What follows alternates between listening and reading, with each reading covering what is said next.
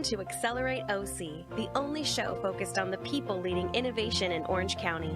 Join our host, Carrie Ransom, in his conversations with the trendsetters, entrepreneurs, investors, and leaders here, because it's time to Accelerate OC. Good morning. Welcome to Accelerate OC. I'm Carrie Ransom, and thanks always to our engineer, Paul, for making me and my guests sound so good. Today's episode is sponsored by OC4 Venture Studio, which is a new tech startup company building platform and community that's based right here in Orange County. So if you're looking for help with your startup, or you're looking for opportunities to know about and work with the next generation of high growth software-centric companies here, or you just want to be part of the Orange County startup community, you can visit us at oc4b.com. I am super excited to have Nicole Su Dam with me on Accelerate OC today. And before we get to hear from her, let me tell you a little bit of introduction about her to get you acclimated. So Nicole is currently the president and CEO of Goodwill of Orange County, and it's a role that she's been in for the last couple years. And prior to that, she had served there for nearly a decade as their vice president of development. And immediately before coming back to Goodwill, she was the CEO of Second Harvest Food Bank. And while she was there, she had expanded its scale to be able to serve over 25 million meals a year here in Orange County, and also helped it achieve a top rating with Charity Navigator. She has more than 20 years of experience with nonprofits here, both locally and nationally, in management and leadership roles. And she really just has that calling. I read some of the early epiphany to her about how she came to realize there was a career to be made, and we'll talk a little bit about that today, in really serving other humans. And she's dedicated her life to that, and clearly has had an amazing impact here in Orange County. She exudes awareness and empathy and community connectedness from everything that I see, and I love how she really thinks about this notion of trying to provide hope and this idea of self-sufficiency and independence and purpose, and helping to provide that to everyone. And I think that's never been more needed in the world, and certainly also in our community as right now, with all the challenges that we're facing on the health side, all this, I think, pent up racial and other injustice that people have felt for a long time that have really come to light in recent weeks. And there seems to be a real stirring energy to address it in a meaningful way like never before. Yeah. Nicole's one of those that I think will really help lead us there. And so I was excited that she agreed to come on the show. She's been named one of the top 6 women of Coast by Coast Magazine. Last year, she was a 2018 Woman of the Year award winner by OC Business Journal. And she's also been named one of the 100 most influential people here in Orange County a couple times by the OC Register. She's a graduate of a local university, Vanguard, where I also used to teach. Oh. And she's past president of the Alumni Association, and a current member of the Board of Trustees there. Nicole, it's great to have you here with me. Thank you for having me. I'm excited to be with you. Yes. So let's get to the starting line. As I think about Goodwill of Orange County, it is an amazing organization that's much larger than I think most people realize. You have well over 1,000 employees, many locations. I grew up in retail, so I can appreciate some of the challenges that go with some of what your organization has to deal with. What's it like to steer such a big organization? It's really energizing, I would say. We have, typically we have over 1,400 employees, but with the pandemic, we've had to furlough about 800. But overall, it's very energizing because there's always, I think we have so many unique types of businesses we operate, from the retail side, traditional brick and mortar, to e-commerce. A lot of people don't know we're in that world. Also to all the human services programs that we operate, helping to put people who have barriers to employment into the community. And so we just have such a diverse array of activities. So I feel like it always keeps me on my toes, and it's very energizing. Mm-hmm. So you, as I said in the introduction, you returned back to Goodwill a couple of years ago to take the president CEO role. What was it that brought you back there? Really, truly the mission. When I worked here for 9 years, I just got hooked on the mission. So much so that I almost forgot, we had retail stores. Honestly, I worked on the side of Goodwill that was all about bringing funding and awareness to support the mission, putting people with barriers to work, and just, became so entrenched in that mission. And to the point where, you hear the stories of the people we serve, but not only that, I get to see them every day, right? When I was, working here before. And so I was drawn to that.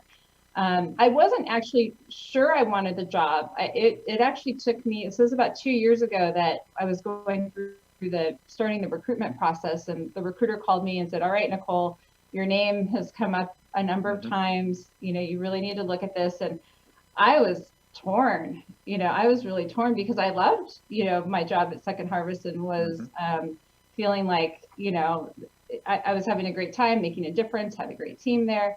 So I was really torn. But, as the summer progressed, and I had, I talked to a lot of, people I trust, and, trusted advisors and mentors.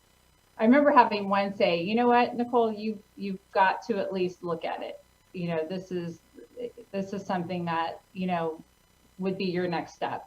And I don't look at my career as, oh, what's my next step? Where am I going to go next? I like being planted somewhere, and really, being loyal and making a difference. Mm-hmm.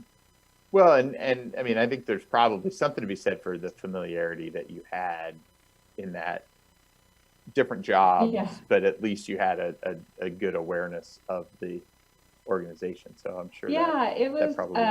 And my president and CEO that I reported to, for the 9 years I was here, he really gave me a lot of opportunities to grow, and he would always joke with some of us and say, okay, I want to give you guys CEO like responsibilities so that you can be considered for a job like this someday. And I remember looking at him like, oh, that's interesting, and so he was always about wanting to grow and help me grow and learn in my role, so that maybe I could be considered someday.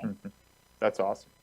Well, I'll talk a little bit about it later. I started the show last year because I don't think we do enough talking here about innovation, about all the amazing, creative, entrepreneurial, innovative leaders and folks here in Orange County, and that are doing things not only to broaden the impact in the community in Southern California, but in some cases nationally, globally. And I get the great privilege of having these conversations. So as I think about Goodwill, and I mentioned retail, you guys won the award last year for the best thrift store in Orange County, and you're competing against true for-profit,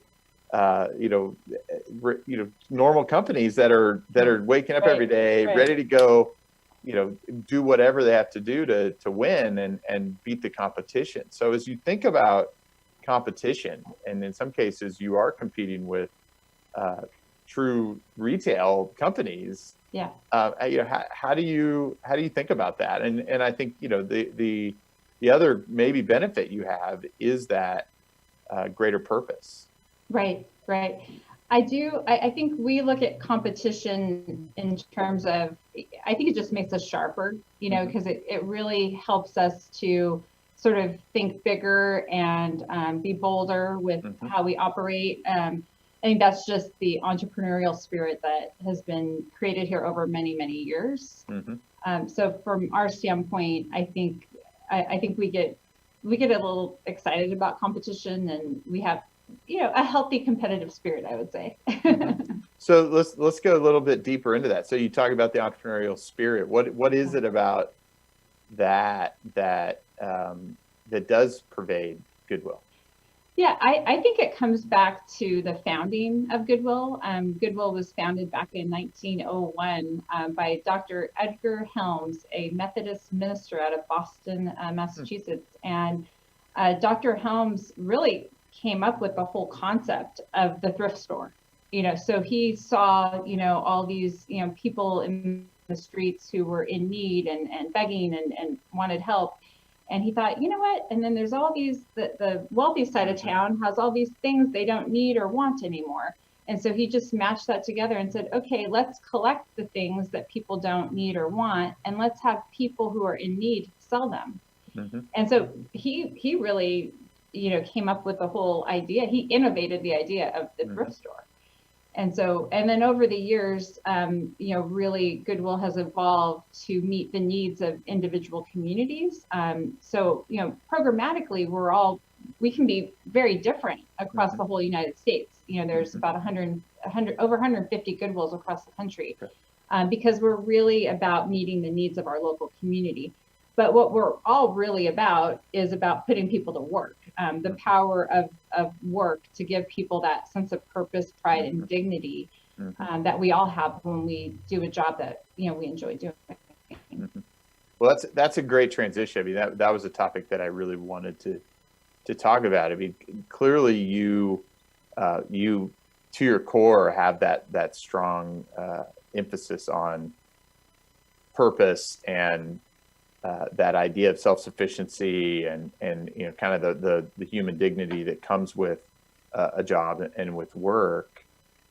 How do you think we're doing right now as a country? Because innovation in many respects is displacing a lot of people from jobs, and right. Obviously this current environment, not even considering that, we've been on this trend of technological change has the potential to really put a lot of people out of jobs, many of which I would argue aren't that humanizing.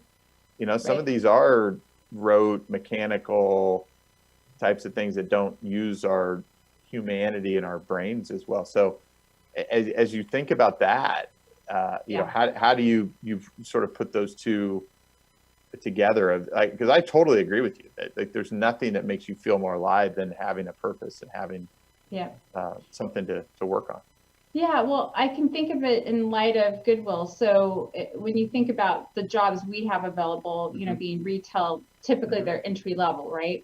But what we're trying to do, what we think is a positive outcome, is when somebody starts out at Goodwill, let's say they start out processing donated goods or a sales associate in the store, cashier, and then we try to put them on a career path. We say, okay, we want to develop your skills so that you can be a lead, like a key holder, then, assistant manager and manager. And then to the point where, okay, maybe there are other skills that you want, and you want to work outside of Goodwill because you want to make a higher income somewhere else. So we try to support their growth. I think that's something we're working to be even more intentional about, giving them the soft skills they need, the interpersonal skills, not just the hard skills, but also those important soft skills. And so it's about putting people on a path. And to us, if we have high turnover in retail, what we're proud of is that they're moving on to a higher paying job, that we gave them maybe their first start. Because for a lot of the people we serve, their barriers to employment are so significant that another employer is not going to consider them. But we like to hire people with barriers because it's the idea that we want to give them a chance to gain confidence and skills so that they can get a higher paying job out in the community. So that's how I look at it from our respect, because I think if every company can look at it from the idea of giving people a path to develop, then they can be considered for the jobs of the future in technology type jobs. I also think of it in terms of our e-commerce. So someone could start out and work in our retail store and learn all the retail skills. And then, now we have an opportunity to grow you and learn e-commerce. And so, we now have in the back of our stores, we have an e-commerce station. So any items that we know are going to sell better online, we train people on how to identify that. And they're actually posting the items and, taking the photography of them, posting them. And so they're learning a technology skill now, not just being in the back room of a store processing and getting goods out to the floor, but now they're learning, how to use technology. And so that's how we think of it at Goodwill. And I think the more other companies think that way, I think the better, for all employees. Mm-hmm. So along those lines, that's amazing. And I think, as I think about just like where that could go, those are super relevant skills of the future.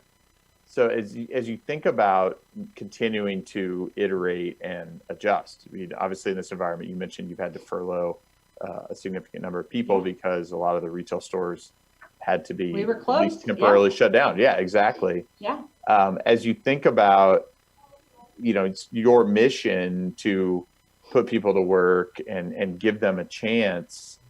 How are you thinking about it? And I think this could be even instructive to purpose-driven entrepreneurs and even existing companies as they think about investments. And, I think for the last several decades, we've had this scenario where a lot of the investment mindset has been purely about financial return and financial return to shareholders. And it made me really happy last year when the Business Roundtable came out and said, mea culpa, we focus too much on shareholders alone. We need to think about these other constituents.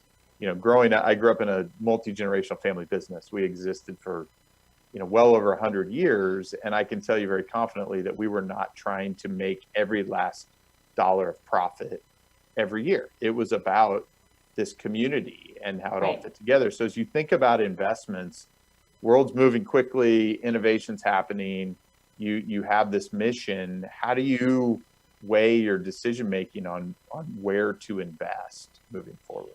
Yeah, I think you can never go wrong when you invest in people, right? And you can't get profits if your people aren't happy and engaged and growing in their work. And so I love that the Roundtable has made that commitment, because I think it's the idea that I think if we're creating, I guess, structures and organizations that are having people feel like they're valued, they're growing, they're learning, I think that's half the battle.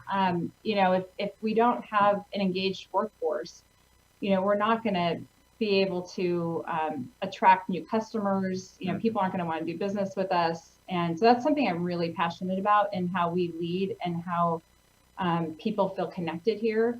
And I think it's especially important now, right, as we're in the middle of a pandemic and there's so much uncertainty. And so employees, working from home, they're not as connected to the office or to their teams. And so we've even had to really expand our communication, increase. I feel like we're communicating more than ever. And I also feel like we probably will keep that up for a very long time, because that's, I think, positive that people feel like we're being transparent. They're getting the information they need. It may not be everything people want to hear, but I think, if we're going to have strong profits in any company, whether it be nonprofit or for-profit, you have to have an engaged workforce that feels valued. For sure. So any adjustments that you feel like beyond the, where work is getting done with, the significant work from home that's had to sort of been thrust upon all of us in this environment? Oh, yeah. Any other adjustments to your focus as you think about changes that are happening in the world and how Goodwill needs to adjust? Yeah, well, immediately when we had to shut our program sites and our stores, all the programs, people still had needs, right? There were still needs in the community. For sure, probably great people were serving needs. Yeah. So we had to quickly go virtual, and I was so inspired by this team. They really, our managers and program directors, they moved fast. Every person we served was getting personally called. And then within a few weeks, once everybody was, at home and their systems, and, we had people working from home who'd never worked from home, right? And to the point where our IT team was very busy making sure they had what they need and can get into the, the intranet and all of that. So it was like just a quick, within 2 weeks, right? We're up and running and ready to go. And then our teams got creative in terms of using Zoom, for example, to do classes with the people we serve. We serve a huge program of individuals where they have developmental disabilities. And so for a lot of those individuals, they normally would be with a job coach, one of our Goodwill employees, who would take them out to a company like, let's say, Oakley or Balboa Bay Club, different local companies. And that group they work at those companies, in whatever tasks are needed. Maybe at Balboa Bay Club, it might be housekeeping. Maybe at Oakley, it might be somewhere in their manufacturing plant. But the idea is that they have that job, right? Well, we can't take them to the job site now, right? Everything's virtual. So our team got really creative and they started teaching classes on Zoom. That's awesome. And, whether it be, they might do reading, they might do skills, they even did like exercise programs, just something to keep them engaged. And what we heard from a lot of the family members of these their adult children, that was like the thing they look forward to every day. They look forward to seeing our staff and going on Zoom and seeing their friends. So we tried to still give them, a purpose and to feel connected. So I was really proud of our team for just that quick pivot they made, right, to adjust. I think the other what we're also learning about virtual services is that I don't think they're going to go away. Sure. I think we're finding that it's actually making us more efficient, and there is the ability to serve more people. It's scalable. That's right. We have a really cool program called the Assistive Technology Exchange Center. And the idea with that is it's about helping match people who have disabilities. So maybe they're blind, maybe they have a lack of maybe mobility in their body or their hands. So, basically giving them access to a computer and technology. And so we have technology specialists, speech and language pathologists that work with these individuals. Well, normally we go to their home or their work or their school to do an assessment or to get them hooked up with the right technology so that they can be more independent. We couldn't do that. So but that team did not miss a beat. I mean, they went virtual immediately. And now they're able to serve more clients virtually. And that program, we serve all of Southern California because it's so unique. There's not a lot of programs like it in this region. So we're one of the unique ones that provide that service. We've been providing it, I think, since the late 90s. Wow. Yeah. So it's probably safe to say then that there will be more innovation and programs that, you've had some thrust upon you, but it's maybe unlocked the mind and the creativity of a significant number of your folks, and then probably, more broadly. Yeah, I think it's been a good thing because we have team members who are already very innovative and creative, right? And they're familiar with that. But then you have others who may be more resistant to that, and they've been pushed into it. Now they realize, oh, this is cool. Like this is another way we can enhance our services to the people that need it the most. Yeah, that's amazing. So I talked earlier about the why I started Accelerate OC, and it is to allow folks like you that are doing amazing things here in Orange County to share those stories and share that perspective. I'm curious, you've been here for a long time. Why do you think that it's been hard to bring that awareness and that connection across different groups? Yeah, I've thought about that a lot, actually. And I think part of it is that Orange County doesn't have its own media market, right? And so we're part of the Los Angeles media market. Yes. And so, we're in some respects can sometimes be viewed as the kind of stepchild of LA County media. The suburb, yes. Yeah, and so I think that's part of it. So we don't have necessarily, and then when you think about the things that have branded us have been reality TV shows, which isn't always a positive thing. Yes. But I do think that's part of the reason why. And as I go to conferences, across the country with colleagues in other areas, and I say I'm from Orange County, either they connect us to the Real Housewives of Orange County. I'm like, no, it's not like that. Yes. Or the Real OC. There was a show once, right? So they remember those things. Or they say, no, you're part of LA. That's also what they'll say. And I'm like, okay, no, let me tell you about Orange County. So then I use it as an opportunity to educate. So I think that's part of it. Just when you're out there at conferences, you really have to be intentional about educating people about the all the benefits of Sure. Orange County. Do you think people here have just accepted that reality that we're a little bit overlooked and, almost this best kept secret kind of market, and they're okay with that? Because I think, from my perspective, I look and say, like, I think there's untapped potential. I think we can do more. I think we have this really interesting place in the world where we're probably not viewed as radical, maybe, as Northern California, or even, because of the entertainment industry around LA. So, I had Charles Antis on last year, and he was talking about how he can say things because he's from California, even nationally, and you may not be able to get away with it in certain parts of the country, but because he's from California, people won't dismiss him, but they'll also listen. And there's sort of this place, I think, of being a uniter, maybe, that we have a role to play. And so I'm emboldened to say, let's go do more. I agree. Let's go be bigger than a suburb of LA, because I think we are way more than that. So I serve on the board of the Orange County Business Council, and I think they really do an amazing job of highlighting all of the strengths of Orange County. And I think one of the ones that I talk about a lot with my colleagues in other areas of the country is we're the 6th largest by population in the United States. So we have to continually, I guess, brag about Orange County, right? And all the great things. We're also like the 5th most educated county in the United States. I mean, we have great universities here. Medical device manufacturing is number 1 here.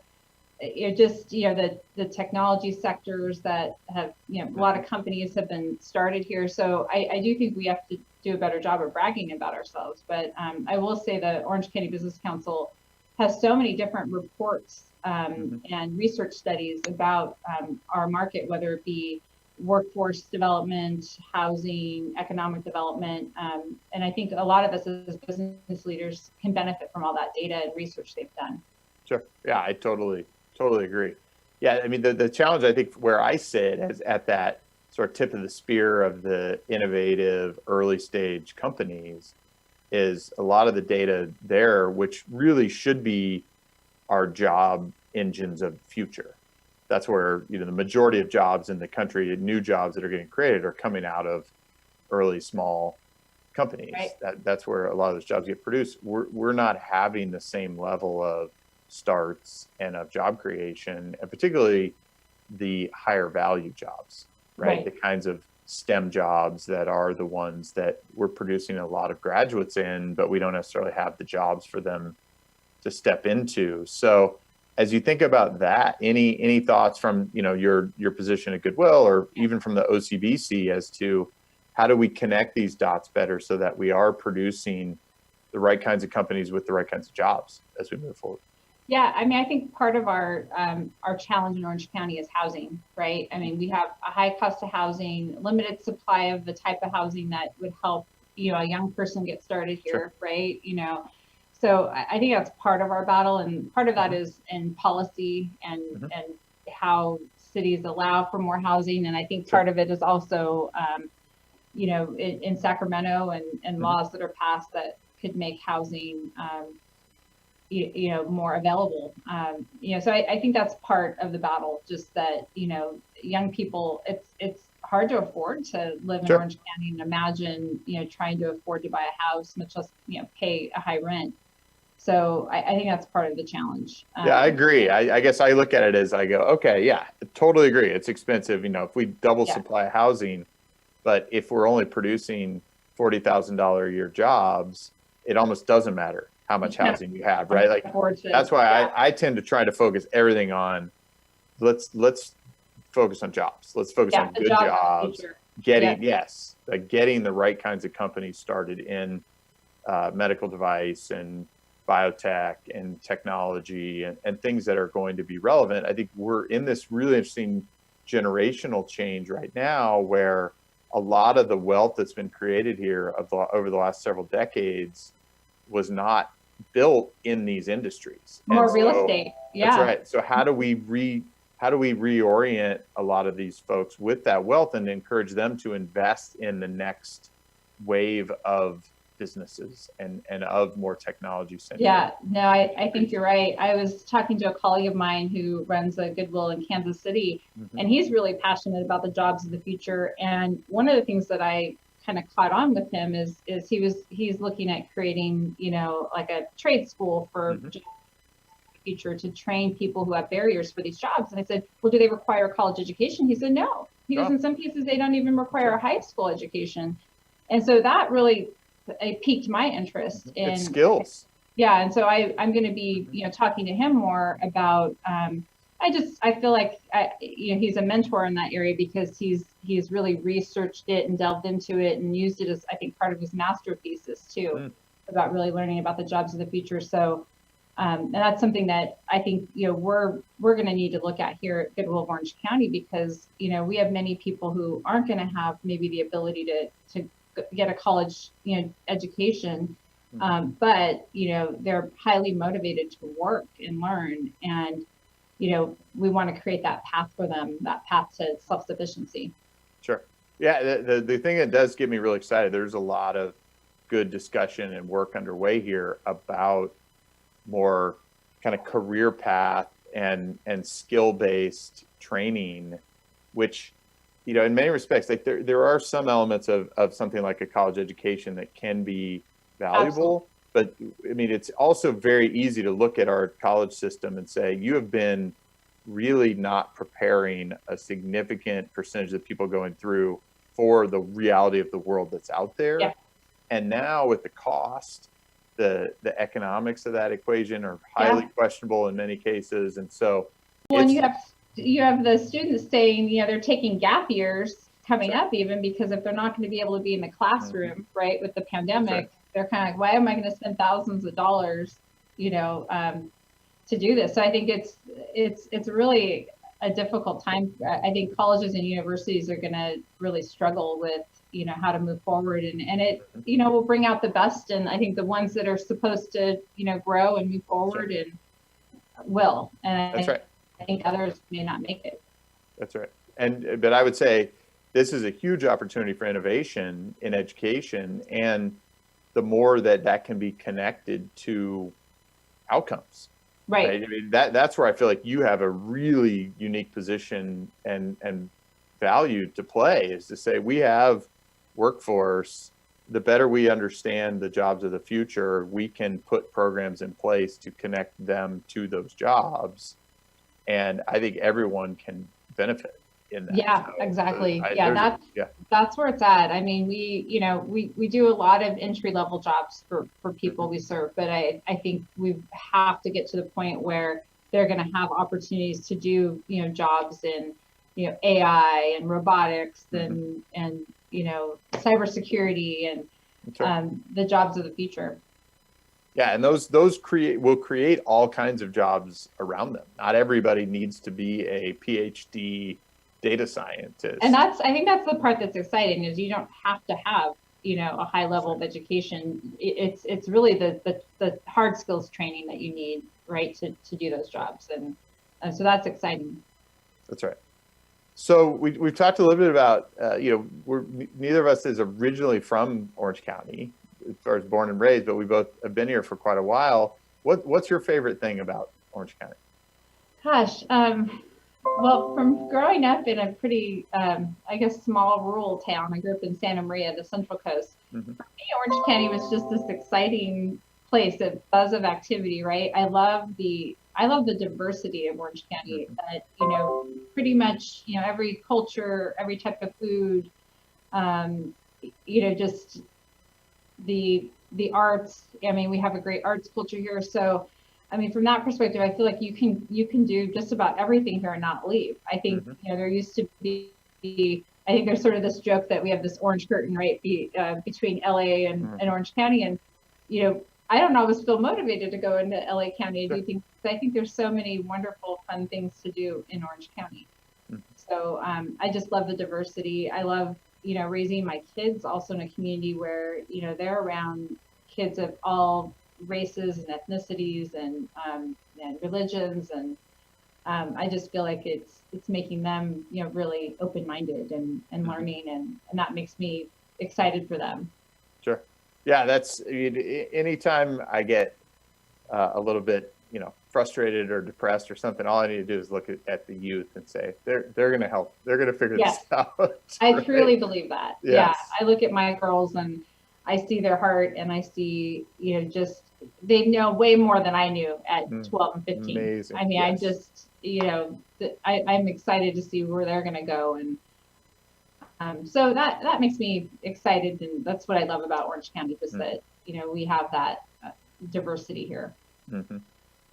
So the other thing, I love that you preempted me a little bit. You're talking about your colleague in Kansas City, and you are part of a national organization as well. So I think that while Goodwill of Orange County, as I know, is leading in many areas and looked at by your colleagues everywhere as an innovator, as you think about where we, compared to the other communities that you do interface with, as you think about opportunities that we should be thinking about, what are the things that are on your mind as you say, okay, 5-10 years down the road, if we don't address these? I mean, you mentioned housing as one. Yeah. Are there other big things that you think, hey, as a community, we really should be paying attention to this and being intentional about it to continue to thrive? Yeah, I think so. One thing that I think we need to, as we look to the future, at least as a community, right? I'll put it in that aspect. When you open up the book of lists for the Orange County Business Journal and you look at all the publicly traded companies, there's very little diversity. So I'm looking forward to the day, 5-10 years from now, when we see CEOs of, of different races, more women. I mean, there's very few women running. Maybe one or two in Orange County. So I do think that we need to be more intentional about diversifying the C-suite and even our boardrooms, Goodwill of Orange County included. I mean, that's something, that I think is very important, to make sure we represent the community. That's a great call to action. I'm super excited. I don't know that we've talked too much about it, but I feel really lucky and excited to get a new program off the ground here that we're launching this year called the Orange Fellowship, that's designed to really connect these just out of college new professionals to Orange County, to try to keep them here, to try to invest in them here, and hopefully we're going to create some of the future CEOs starting right now. And my thought is, if we start investing in them in their early 20s and we get them oriented to the community and really invested in Orange County, they're going to be the future entrepreneurs and CEOs. And the diversity, just starting to look through the applications, and we have a little bit more women than men that applied. We have just incredible diversity of backgrounds, and I could not be more excited to see this as another way to really invest in it's important. I think, and I don't know if we've always been intentional about it. And so I do think, even Goodwill of Orange County, we're 96 years old. I'm the first female CEO in 96 years.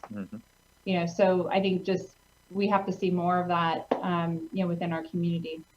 Well, thank you for going first. Yeah. It's a big step. So yes. Happy to. That's awesome. Well, as you're thinking about the rest of this year and 2021, planning has to be so difficult.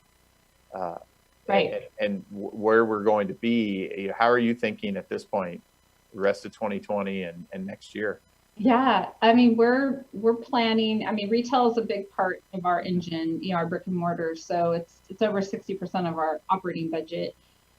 So we haven't quite hit what we would call a new normal yet, because we've just started slowly reopening in the month of June. We'll be completely reopened, all of our locations and most of our donation centers by the end of this month, the month of June.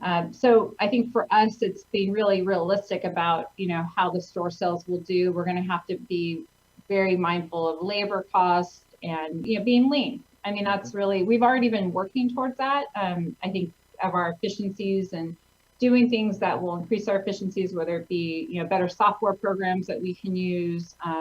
We were talking about a technology solution just yesterday that we're going to go ahead and continue to move forward in and invest in because it's going to help our stores be more efficient. So it's really about that, being lean, being efficient. I'm going to have to give my board of directors sort of a new a forecast of how I think we're going to end the year, our best assumptions that we're going to have to make. But also commerce. We've been doing e-commerce for many years. We actually founded and continue to operate a platform called shopgoodwill.com. And so it's our e-commerce platform for Goodwills only. So it's like it's an auction site. You can also buy things immediately, but mostly auction, much like eBay, but it's just for Goodwills. So there's about 130 Goodwills that post items on that site. We own and operate it, so they pay us fees for it.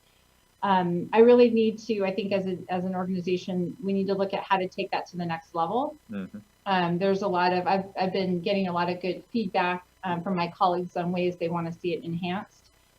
So, I'm telling my board, like, okay, we need to look at how to invest in shopgoodwill.com because it's such a powerful platform for our network. And so we did a market research study last year in partnership with 11 other Goodwills across the country. We all pooled our resources together. Hired actually a local firm to do that, which I loved. Like that's, bring orange candy to the table. That's right. You live in it. I greatly appreciate when I hear that. Yeah, they went up against some of the largest well-known companies in the country, and a local orange candy firm won the bid. That's amazing. So I was proud of that. So I really feel like that research combined with just how we the ideas that we've heard from our sellers on how we want to enhance that site. So I'm excited about that. I think all retailers, we know e-commerce has been around the last several years, and talk about acceleration. I think if you weren't buying things online before the pandemic, you certainly were during the pandemic. Absolutely. So I'm excited for that and for our future with e-commerce. That's really the interesting thing there. I mean, that probably bears even potentially its whole own discussion. This idea of how do you define and redefine the business or the businesses that you're in? Right. Because in that case, you're not just serving the Orange County community. No. You're serving the network. Yeah. That's right. We have two benefits to that, right? We serve the seller community of Goodwills, and then also we put our own local items on Shop Goodwill, and so we're testing out things, testing out the idea of curbside pickup, and and people do like the thrill of the treasure hunt, with Goodwill, and all the data even before this pandemic pointed to thrift and resale being hot growth trends of the future. And so, and you're seeing more public companies getting into that space. Let's talk about competition. Sure. Well, certainly from a sustainability standpoint, it has, as more and more awareness and attention is there on reuse and recycle. Right. Fast fashion. That's right. Out. Yeah. You have companies that are, now they're sort of forced to close because of the pandemic, but they were already starting to struggle even ahead of it. Yeah, really, really fascinating. It's super fun to think about the innovation opportunities. Yeah, so that's for us where it's at. It's really moving in that, taking e-commerce to the next level. That's great. Well, personally, how do you keep yourself sharp and innovative? You're now at the kind of the height of your game as the CEO of this significant organization. So how are you continuing to invest in yourself and growth? A few ways. So I belong to a women's group. We meet every month. And so that group is a great place for us to, just support each other. I think just having a support system to go through things together. I mean, when this started, this pandemic, having that group to just be like, oh my gosh, look at all the challenges before us. I mean, we each had our own set of challenges dealing with this. So there's that. There's really trying to be the self-care, trying to make sure I get plenty of sleep and eating well and exercising, always a challenge when you're busy, but, priorities for me. And then I would say also, I love just connecting to the other Goodwills across the country. Last year, I was part of a program where I spent probably a month out of Orange County just visiting. I spent a week at various Goodwills and they share, we're all about opening our books to each other and sharing the good and the bad. And so from that standpoint, I'm really trying to study the high performing Goodwills and just trying to bring back ideas that will help us and increase our performance. So that's part of it, and just having mentors and people to draw on that will challenge me and help me to learn. Very cool. Well, thank you for sharing all that. So Paul unfortunately always has to cut me off of these conversations. He's no fun. He's my accountability partner here at Accelerate OC. So final lap here. I always like to lead in the episode with allowing the guests to really share a key lesson or piece of advice that they would love to impart to my listeners. So as you think about, I mentioned the Orange Fellowship and this up and coming group of professionals. I think we have amazing youth in this community, and these are going to be the future CEOs and entrepreneurs and key community members. What advice would you have for them at this point? Be kind, be curious, and always go above what's expected. That's really my advice. I think you can never go wrong if you're kind, if you're curious, and you just go above and beyond expectations. That's amazing. So very simple, but yet so powerful.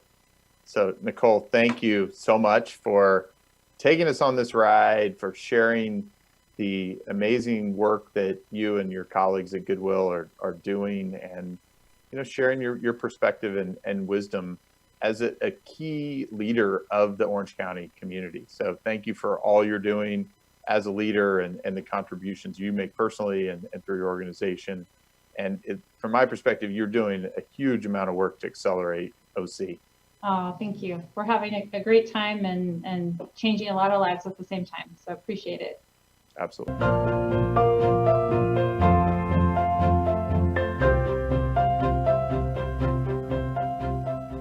You've just listened to Accelerate OC. Join our live recordings every Tuesday morning at accelerateoc.com or listen, like, and share anytime from your favorite podcast spot. Let's accelerate OC together.